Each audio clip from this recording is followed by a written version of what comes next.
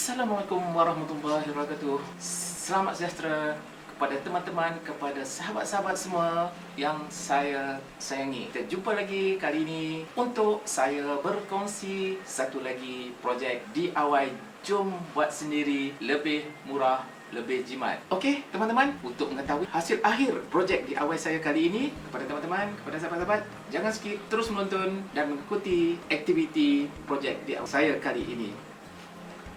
Okey, untuk kita mulakan projek DIY saya kali ini, kita tukar uniform dan kita mulakan aktiviti jom buat sendiri. Sas!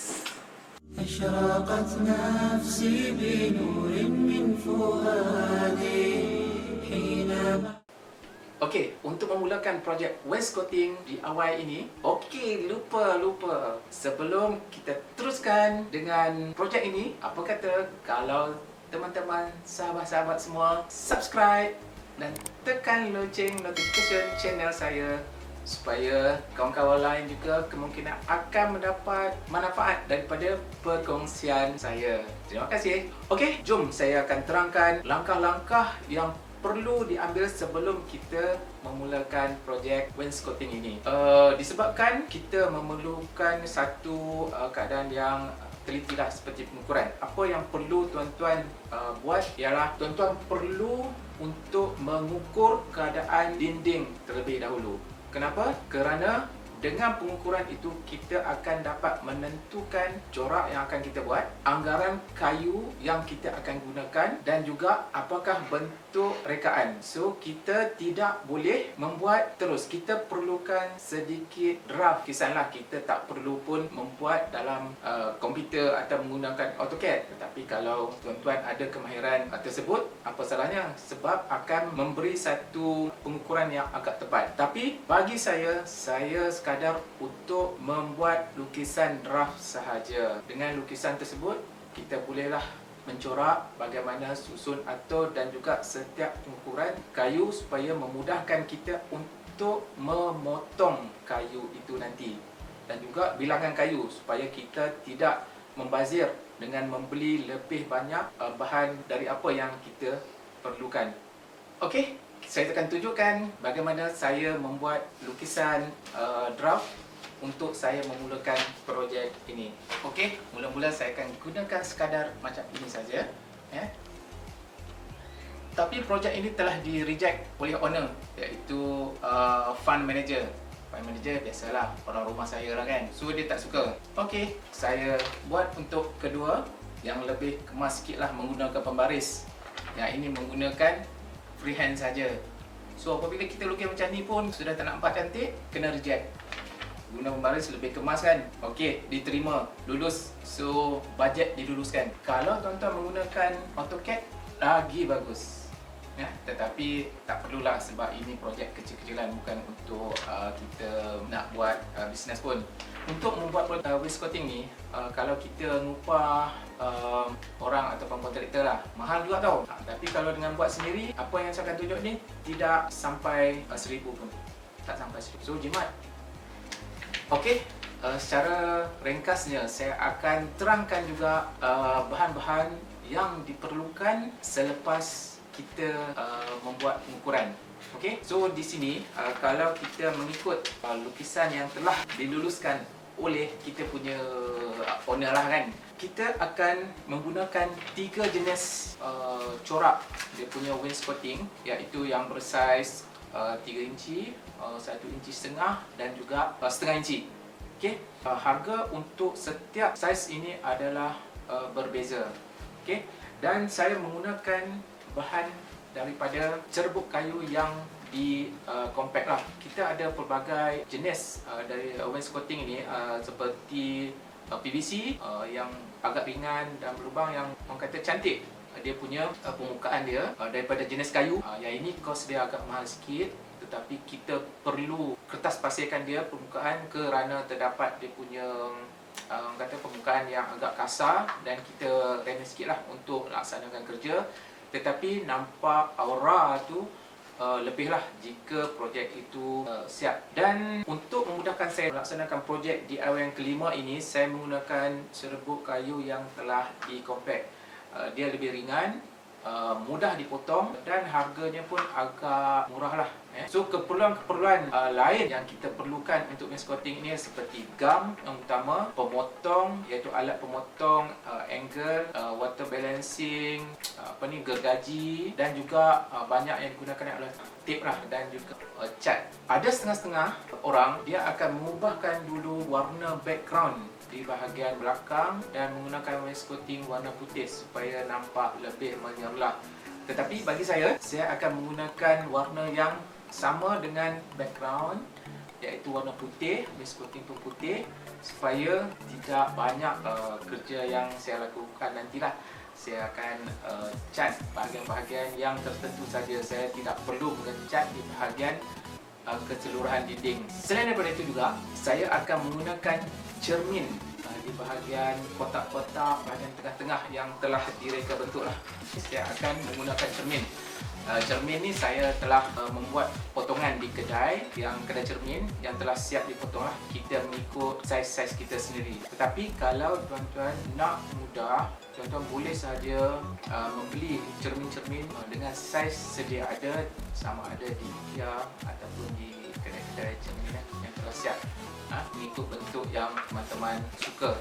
Okey, sekarang apa yang kita perlu buat ialah kita clearkan dulu kawasan kerja untuk memudahkan kita membuat pengukuran saiz.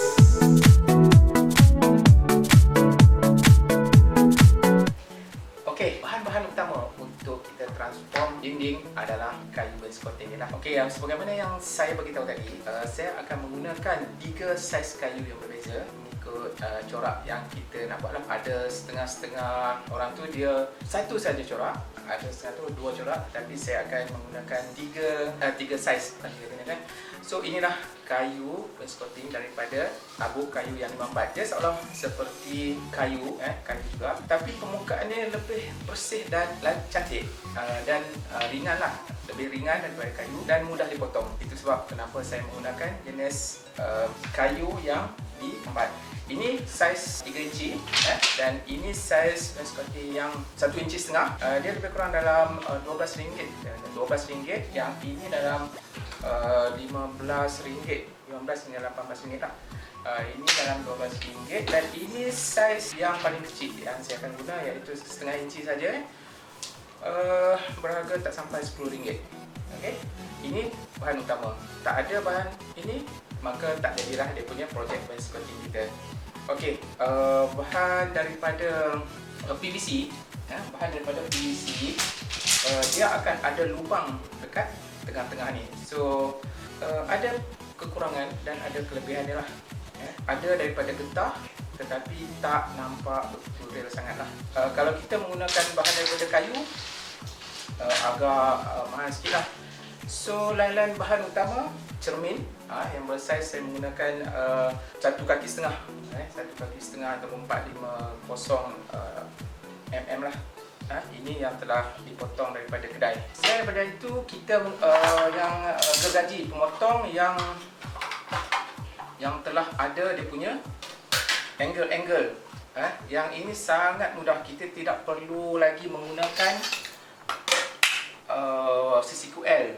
Kadang-kadang tak berapa nak sharp sangat, tetapi apabila kita menggunakan pemotong yang telah disiap dengan angle ni, dia lebih mudah dan harga dia pun murah je, tak sampai dalam RM20. So CCQL ni kita tak akan guna sangat. Selain daripada itu, dia punya penimbang air atau water level ni penting lah. Nanti kalau tak, kita punya wainscoting tu akan jadi sengit-sengit sikit lah untuk adjust. Fillet ini untuk kita apabila kayu tu ada juga sebahagian bahagian yang sikit lah dia punya gap tu, kita akan touch up lah dengan putih ni, dan kita akan spray dengan cat putih nantilah. So gum untuk tampal dia punya wainscoting dan juga untuk tampal cermin. Kita gum yang beli yang agak mahal supaya dia lebih kukuh dan tahan lama. Ada yang murah, ada yang mahal kan. So apabila kita pergi ke hardware, kita minta yang kukuh, dia akan bagi yang agak lebih mahal lah. Tapi mahal-mahal pun tak sampai RM10 pun. Ada yang RM5, ada yang ini RM10 lebih lah. Yang ini dia punya untuk gum juga. Ini yang itu yang perbezaan dia punya tadi lah. Dan gum gun untuk kita gunakan. Dan yang penting juga tape pengukur. Sekejap lagi kita akan ukur dinding. Dan ini tape untuk kita tampal kayu ataupun cermin supaya pada permulaan gum dia tidak mudah jatuh lah, sehingga kita biarkan dia sehingga dia betul-betul lekat, baru kita akan tanggalkan tape ini. Pensel untuk kita tanda setiap dinding, untuk kita tanda nanti. Dan apabila kita potong kayu, kita perlu juga jaga kita punya napasan lah supaya abuk-abuk kayu itu tak memasuki hidung kita. Kita pakai je nanti. Kita juga ada dia punya spek lah. Bila kita potong kayu abuk-abuk seperti itu, nanti kita jaga dia punya keselamatan. So, okay, handsome. Jom kita mulakan projek wainscoting. Ciao.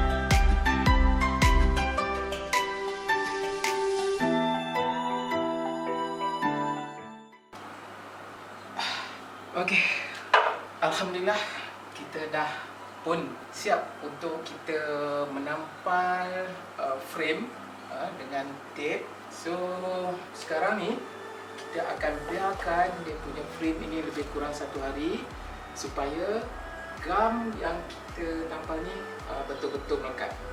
Kita jangan pasang ataupun cermin lagi lah. Dan gum yang terkeluar ini kita jangan risau. Sebab apabila dia kering nanti, kita akan menggunakan scraper dan kita akan scrap lah supaya nampak lebih kemas. Dan kemudian barulah kita letakkan dia punya fillet di gap-gap yang kita nampak ni. Sikit-sikit tu kita akan nampak supaya sebelum kita cat, kita letakkan supaya jangan ada ruang atau gap tadi lah. So kita akan biar dulu 1 hari. Besok kita akan sambung lagi dengan kerja-kerja pembersihan gum lah yang terkeluar tu. Kita akan bersihkan. Kemudian barulah kita akan tampal cermin dan kita tunggukan kesudahan projek DIY kelima ini. Zas! Okey, alhamdulillah dah 1 hari kita tampal dia punya frame. Dan sekarang hari ini kita akan buka dia punya tape-tape yang ditampal itu. Dan kita akan buat fillet yang mana gap-gap tu. Kita akan cuci gum-gum yang ada dan kita mengecat. Okey, jom kita mulakan projek membuka tape sekarang. Zas!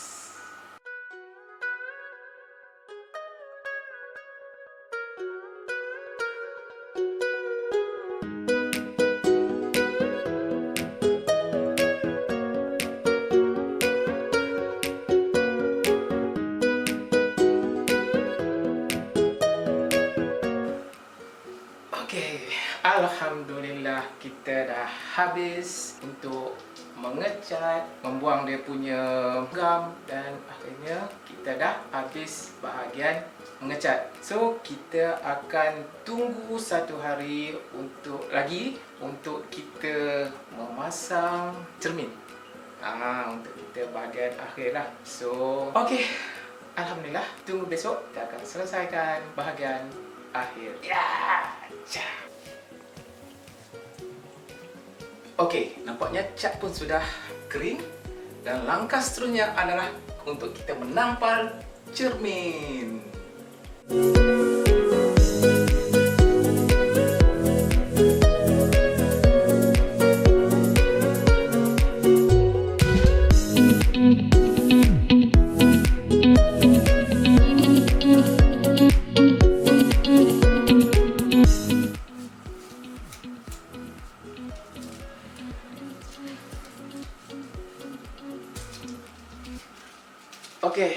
projek wainscoting saya telah pun selesai. Kita dah menyediakan satu ruang yang sempit supaya nampak lebih luas ruang dengan mengadakan projek wainscoting. Kawasannya sekarang ni agak kosong dan kita akan letakkan sedikit aksesori supaya ruang kita ni tidak terlalu kosong. Okey, jom kita letak aksesori sikit.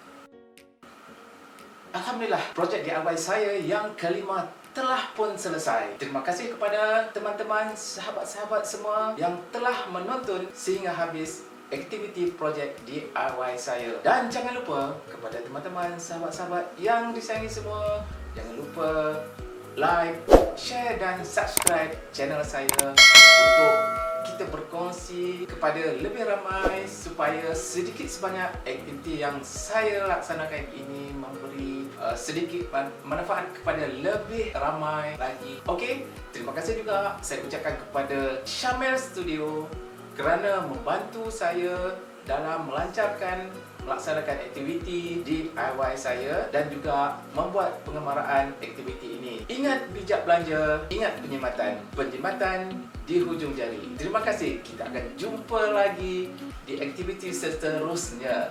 Zas.